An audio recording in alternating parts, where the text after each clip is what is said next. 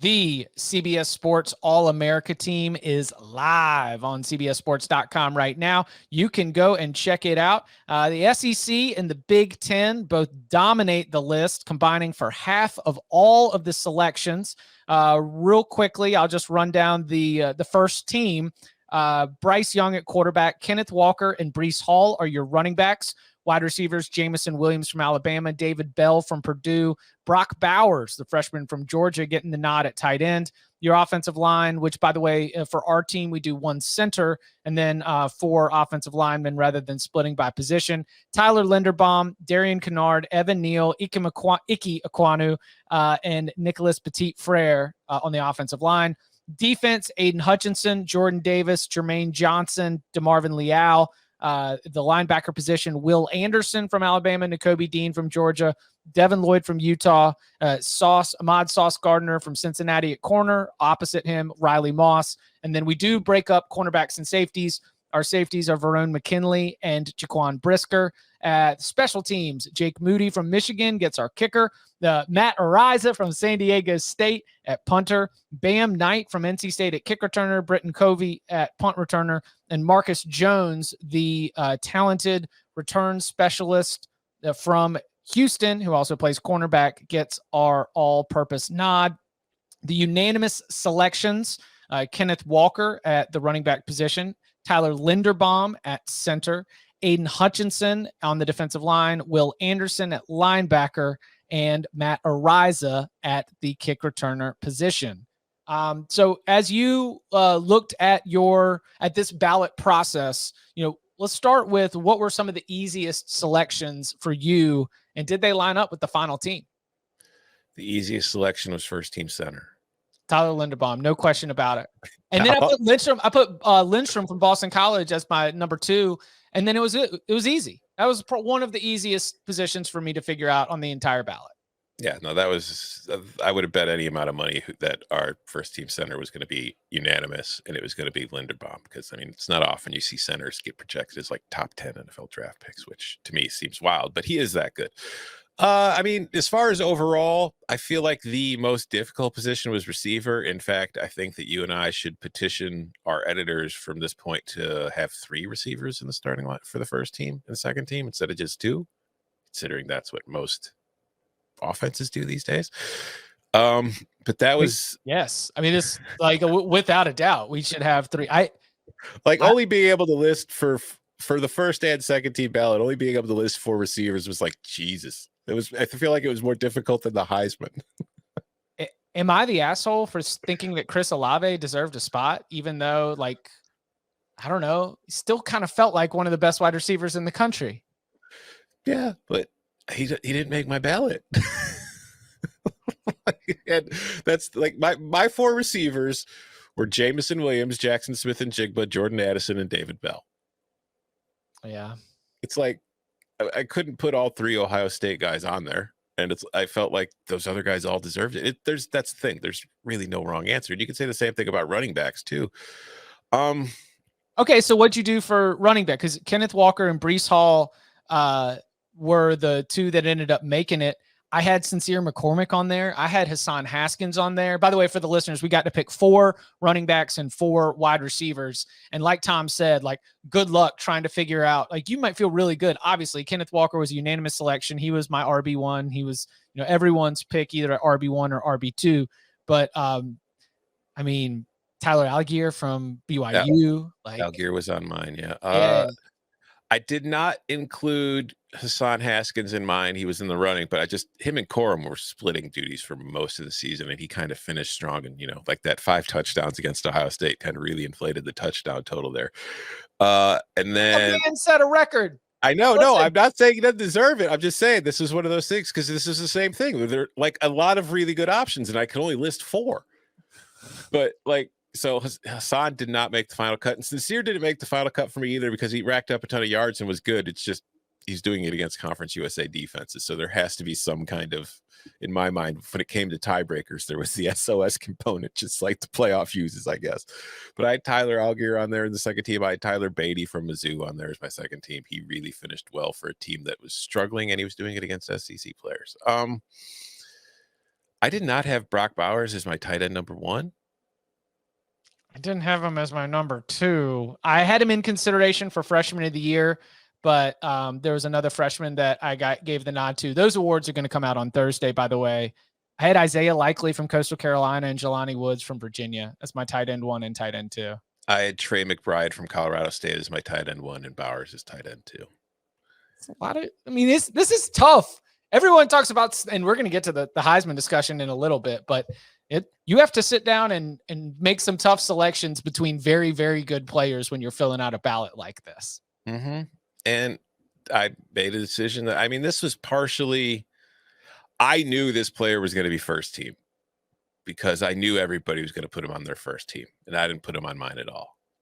Evan Neal. Me neither. I didn't put him. Okay. All right, you ready to hear my 1 through 6? Yeah, go for it. I'm bearing all. I'm ready to get ripped for this one. Darian Kennard, Thayer Munford, Zion Johnson from Boston College, Max Mitchell from Louisiana, Ike Ekwonu from NC State, Nicholas Petit-Frere from Ohio State.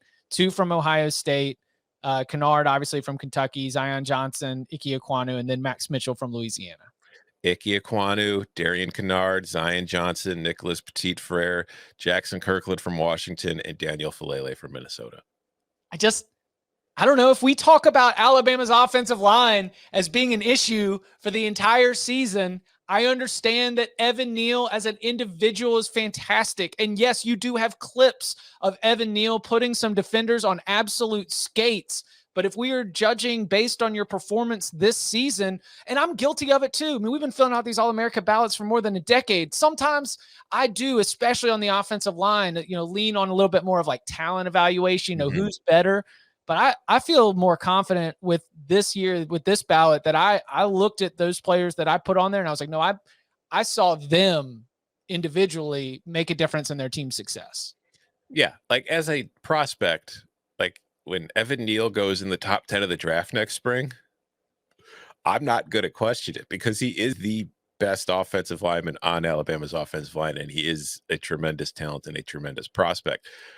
I just didn't think his performance that season kind of lived up to the billing. And that could be because the rest of the line was not great and he had to, put out a lot more fires on it. So that's one of the things that makes it more difficult to evaluate offensive linemen as individuals, because it really is a unit that works together 90% of the time. Very rarely are guys, just one-on-one situations like that. So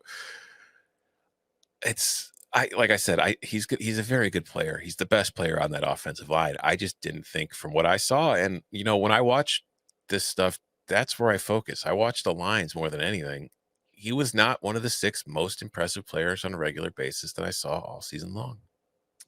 I do think I may have, on the defensive line, made a mistake by not having DeMarvin Leal on there. That was one I looked at where I was like, I could have probably replaced Sam Williams from Ole Miss with DeMarvin Leal. Like I probably could have.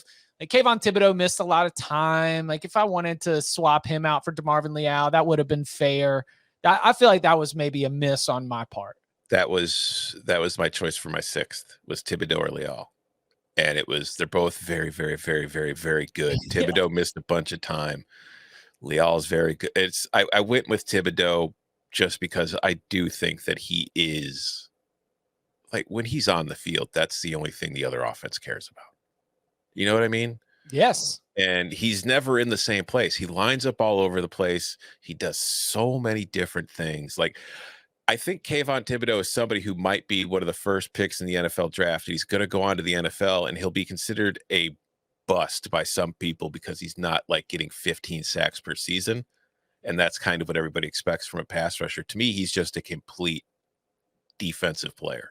Like he inside, outside, stand up, hand in the ground. Like it was a lot of creativity that they used once he was able to get back into full health, and it was wildly impressive. Yeah, he's like the kind of player who's never going to put up the ridiculous stats, but who's always going to be like probably one of the best players on his defense wherever he goes. But my 6 defensive linemen were Aiden Hutchinson, Jalen Carter, David Ajabo, Jordan Travis, Jermaine Johnson, and Kayvon Thibodeau. Again, another situation where it's like, well, no, that guy shouldn't be. It's like there's really hard to find a guy where you're like, no, they don't deserve a vote. Crap.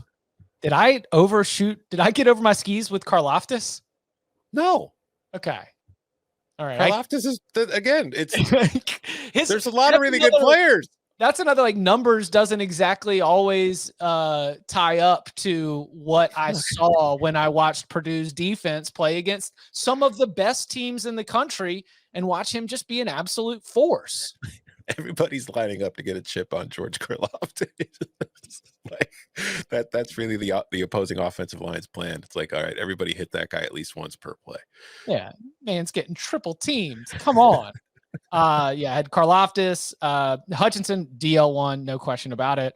I had Jordan Davis, I had Jermaine Johnson, Kayvon Thibodeau, Sam Williams from Ole Miss.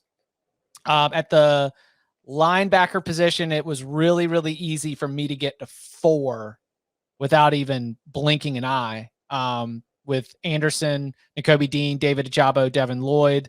My 5 and 6, I went with Leo Chenal from Wisconsin. And shout out to our Army Navy watch party. Let's go, Andre Carter, outside linebacker from Army, converted safety, just lighting it up out here. So those were my 6. So you had Ajabo at linebacker. Yes, I had him on the defensive line, and this is another thing we need to address our editors about. We need edge position designations for All-American team, because like that probably costs Ajabo and it's like, if I'm voting him for defensive line and you're voting him for linebacker, that's costing him votes. So I've got a take here. You know whose fault it is? It's not Michigan's. Mine. Oh, okay. Michigan doesn't do a depth chart. Yeah. And that is where I go to check a lot of these position designations, is to go to your, game week depth chart. And when it's not there, I don't know, man. Mm-hmm. He was a linebacker. He was an outside linebacker some places. Anyway, edge would definitely be a spot where you would have him. Who'd you have in your linebacker group? My linebacker group was Will Anderson, Nakobe Dean, Leo Chenal from Wisconsin, Devin Lloyd from Utah, Damon Clark from LSU, and Nick Benito from Oklahoma. Yeah, Nick Benito was another one that I had right there on the edge, and then or on the cutting room for there. I felt like the cornerbacks. Who are the rest of your cornerbacks? Because obviously Riley Moss was got to be there. Sauce Gardner got to be there. Did you give Jaquan McMillan from ECU any love? No, I gave the AAC a lot of love, though. I got Ahmad Gardner, Kobe Bryant, and Marcus Jones. Oh, sick. Mm-hmm. Putting Kobe Bryant on there is fair. He was like, Gardner is the one we've been watching for 3 years and talking about. But Bryant gets overlooked and has been just as important. Well, that's the thing. Like, Ahmad Gardner is a very good corner. Ahmad Gardner gets avoided by other teams because he's very good. They don't want to throw to the guy he's covering if they don't have to, which means Kobe Bryant is getting thrown at a lot. And Kobe Bryant did an excellent job for a guy getting thrown at a lot. Like, he played very well in a lot of pressure situations. And I think that's, like, people will talk about that and say that inflates the interception numbers, and it does. But he also made the interceptions while getting picked on. Like, this is a guy who played very well. Yeah, he got picked on because the other guy's awesome, but he did really well doing it. So my Jaquan McMillan argument is that the high volume of his pass defended interception count doesn't include another cornerback that people were trying to avoid. That guy was just making plays, great ball skills for him. And he came up with a couple big ones and some of ECU's biggest wins. Speaking of coming up with huge plays, Verone McKinley was absolutely bananas. Very surprised he was not a unanimous pick. Jaquan Brisker, that felt easy. That is my safety 1, safety 2. And then I round out the safety position with Dax Hill from Michigan and Trenton Thompson from San Diego State. Yeah, and then I also had Kyle Hamilton, although, I'm sure he got hurt at the end because he missed the last few games of the season. But then also Tyke Smith from Georgia, who I thought was very good, who probably did not benefit from the SEC championship game being right before our ballots were due. That is a very, very good guess. I gave your boy Blake Hayes my punter 2 because punter 1 was just so obvious. Yeah. Yeah. No. Matt Ariza, you are the easiest first team All-America punter that there is. Yeah. Any other you sort of thoughts before we sort of pivot this conversation to the Heisman? Because I think that we've loosely hit on a little bit of our thoughts on this award and this particular year in the race, but I want to make sure we hit our own CBS Sports All-America team before we take it there. Well, here's a good segue then to the Heisman talk. Who are the 2 QBs you had on your All-America team? I have Bryce Young 1, and I have Kenny Pickett 2. I have Young and Stroud. I will not say which order. Okay.